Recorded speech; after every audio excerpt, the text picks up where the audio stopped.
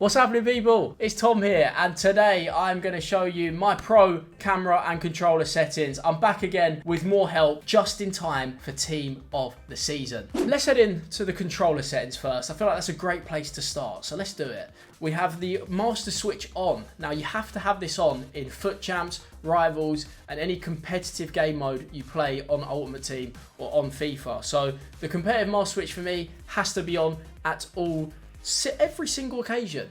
Basically, the main change is that the jockey is then on manual. This has been a big change in FIFA 22, but I'm sure all of you already know this. You've probably been playing this for 6 months. So we go down to the through pass assistance, and it's now on semi. The reason for this is I like a bit of control on my through balls. Sometimes with manual, it can be too hard, and sometimes it messes up, and then on assisted, it will go to the wrong person.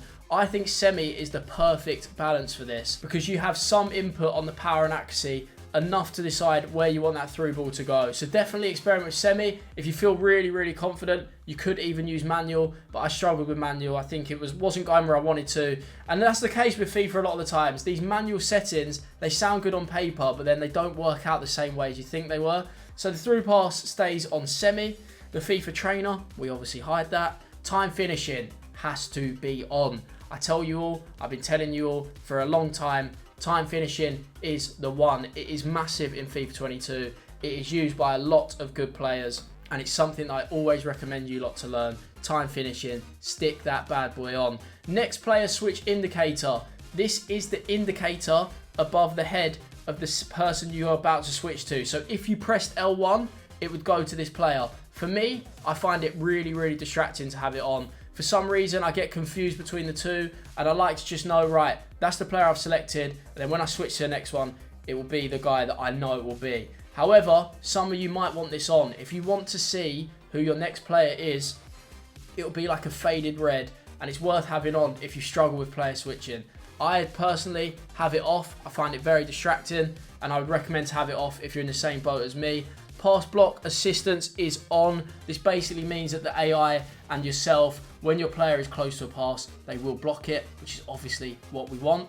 The auto switching, I now have it on for only air balls. So this is lobs and crosses. I did have it on for loose balls, but in 2v2 particularly, it was messing me up. It kept switching me to players I don't want.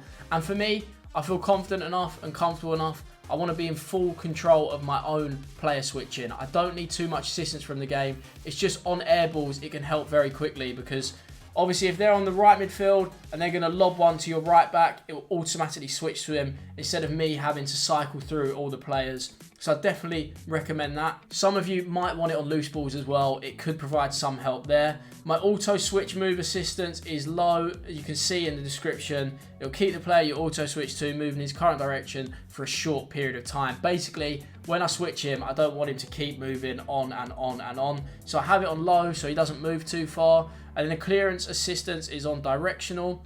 Player locks are on. Player locks are very good to use out wide, and I always recommend them. So if you learn the player lock, it's a bit of a learning process, but once you get hold of it, it's definitely worth using. And then we head on to icon switching. Now, icon switching is new in FIFA 22, and it's something that I just really don't like. I've never ever used it. I've never understood why you have to do that. Basically, it's a funky way of switching players if you want to change to someone, but I don't think it's ever really used. Now, let me know in the comments below if you have used icon switching this year and you've used it successfully, because I haven't really seen anyone do it. So for me, it goes off because when I move my keeper, it's the same button as the icon switching, and then it just completely messes up.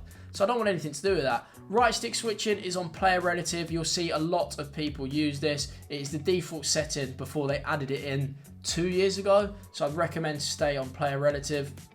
Everything else is on assisted. Until FIFA make us not use assisted, I think the way the game works, the more manual input there is, the game doesn't seem to register it properly, in my opinion. Now, I know a few of you will say, well, that's skill gap, but whilst everyone else can use assisted, there's no point of me putting myself at a disadvantage and going semi-assisted or manual. So these are all assisted.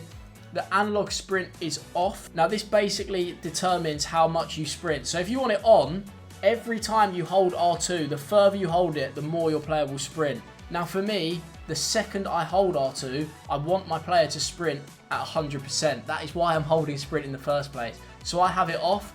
So as soon as my hand goes on R2, my player will sprint at maximum speed. If you feel confident and comfortable enough to have it on and you can determine by how hard you press, then fair play, that's up to you. But for me, it's not my cup of tea. And to finish off, we have the pass receiver lock on late. As it says in the description, this is the default setting. I wouldn't change it at all. And then user vibration, trigger assistance, turn them straight off. I don't need the controller vibrating when I'm one-on-one on goal, anything like that. I'm perfectly fine without my vibrations. For the actual settings here, we can see attack and defense is both classic. We're not playing Pro Evolution Soccer 06. I've always been a FIFA boy. I'm sure basically everyone watching this video has as well. So I don't mess around with any of them settings, just classic for both. Now for camera settings, there's two main big ones that I see everyone using. It's either tele broadcast or co-op. I am a tele broadcast person. However, I have changed these from the last time, so it's definitely worth looking into.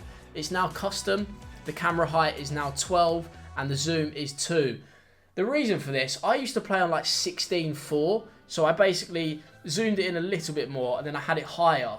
Now this is a strange problem and something that a lot of you probably haven't seen, but when you have it too high, my winger was clashing with the scoreboard because I was playing 2v2 with Tex, with Gorilla, and they said, oh, you didn't see that pass to the winger? And I said, no, I can't actually see it. The scoreboard's in my way. So I've had to reduce the height a little bit. I've also zoomed it out a little bit more, and then now I can see the pitch exactly how I want it. You see it in all my Weekend League videos. This is what I'm using, and I think it's the best way. The reason I use tele-broadcast over co-op is because I think with dribbling and skill moves, tele-broadcast is close to the gameplay, and you can see which way your player is ducking and diving. If you struggle with through balls, or you struggle with defending, then co-op might be better for you. But for me, I'm a tele-broadcast guy. And also what I always show you, something I massively recommend is changing the radar to your own colours. We can see it here. I have it red versus green. The reason I do this is sometimes FIFA is a little bit stupid, and if you're using kits that are close to each other, it will have a very similar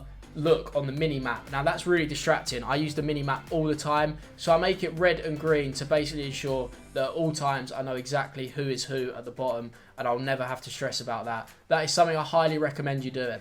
And then, as we all know, I'm a man with a fetish for nets, so quickly, let's change the nets quickly. We have tight on the net tension, rectangle on shape, and hexagon on the net meshing. I basically want my nets to look a little bit better. I like it like that. I always keep it like that, and I'd say play around with it. Definitely worth it just for a bit of fun. And there we have it. They are the camera and controller settings that hopefully help your game a hell of a lot. If you do like them, feel free to leave a comment and let me know how you get on with them. Also, smash that like button and subscribe because we are very, very close to 100,000. Thank you all for watching, and I'll see you all very soon.